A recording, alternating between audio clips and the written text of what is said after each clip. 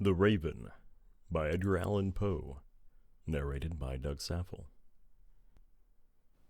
Once upon a midnight dreary, while I pondered weak and weary over many a quaint and curious volume of forgotten lore, while I nodded, nearly napping, suddenly there came a tapping, as of someone gently rapping at my chamber door. "'Tis some visitor," I muttered, tapping at my chamber door. Only this, and nothing more. Distinctly I remember it was in the bleak December, and each separate dying ember wrought its ghost upon the floor. Eagerly I wished the morrow.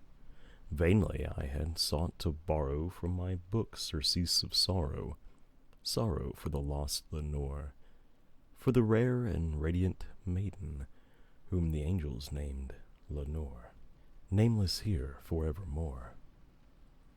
And the silken, sad, and certain rustling of each purple curtain thrilled me, filled me with fantastic terrors never felt before, so that now, to still the beating of my heart, I stood repeating, "'Tis some visitor entreating entrance at my chamber door, some late visitor entreating entrance at my chamber door. This is it, and nothing more." Presently my soul grew stronger, hesitating then no longer. "Sir," said I, "or madam, truly your forgiveness I implore. But the fact is I was napping, and so gently you came rapping, and so faintly you came tapping at my chamber door, that I scarce was sure I heard you. Here I opened wide the door. Darkness there, and nothing more. Deep into that darkness peering, long I stood there wondering, fearing, doubting, dreaming dreams no mortal ever dared to dream before. But the silence was unbroken, and the darkness gave no token, and the only word there spoken was the whispered word, Lenore. This I whispered, and an echo murmured back the word Lenore, merely this and nothing more.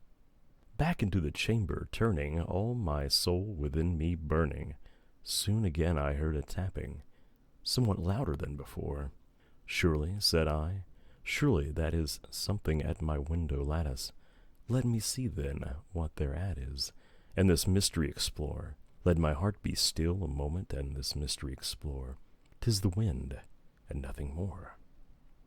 Open here I flung the shutter, when, with many a flirt and flutter, in there stepped a stately raven of the saintly days of yore.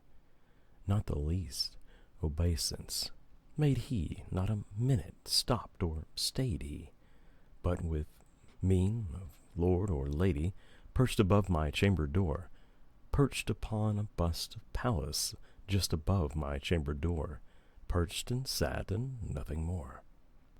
Then this ebony bird beguiling my sad fancy into smiling, by the grave and stern decorum of the countenance it wore, "Though thy crest be shorn and shaven, thou," I said, "art sure no craven, ghastly grim, and ancient raven wandering from the nightly shore. Tell me what thy lordly name is on the night's Plutonian shore." Quoth the raven, "Nevermore." Much I marveled this ungainly fowl to hear discourse so plainly, though its answer little meaning, little relevancy bore. For we cannot help agreeing that no living human being ever yet was blessed with seeing bird above his chamber door, bird or beast upon the sculptured bust above his chamber door, with such a name as Nevermore. But the raven, sitting lonely on the placid bust, spoke only that one word, as if his soul in that one word he did outpour. Nothing further then he uttered, not a feather then he fluttered, till I scarcely more than muttered, "Other friends have flown before, on the morrow he will leave me, as my hopes have flown before." Then the bird said, "Nevermore." Startled at the stillness broken by reply so aptly spoken, "Doubtless," said I, "what it utters is its only stock and store, caught from some unhappy master whom unmerciful disaster followed fast and followed faster, till his songs one burden bore, till the dirges of his hope that melancholy burden bore of nevermore." But the raven still beguiling all my sad soul into smiling, straight I wheeled a cushioned seat in front of bird and bust and door. Then upon the velvet sinking, I betook myself to linking fancy into fancy, thinking what this ominous bird of yore, what this grim, ungainly, ghastly, gaunt, and ominous bird of yore meant in croaking, nevermore.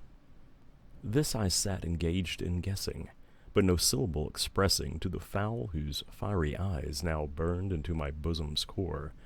This and more I sat divining, with my head at ease reclining on the cushion's velvet lining, that the lamplight gloated o'er, but whose velvet violet lining with the lamplight gloating o'er she shall press, nevermore.